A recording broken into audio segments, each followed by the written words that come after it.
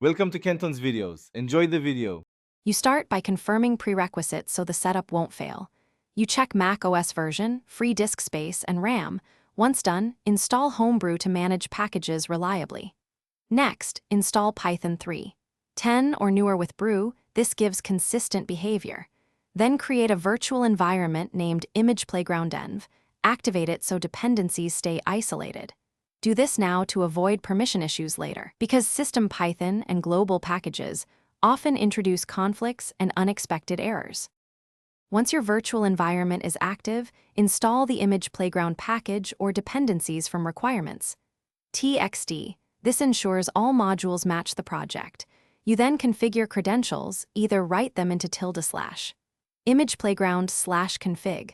JSON or export them as environment variables. Choose what your shell persists.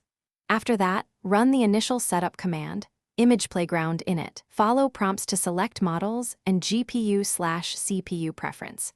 Make sure to let model files download fully, because partial downloads cause runtime errors when you try to generate images.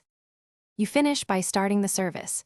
Use Image Playground Serve for the local web UI or open the native GUI if provided.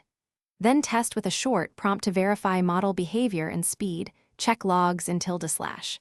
Image Playground /logs for errors if output is wrong. If you hit crashes, reboot the app, reinstall dependencies inside the virtual env, or remove corrupted cache in /.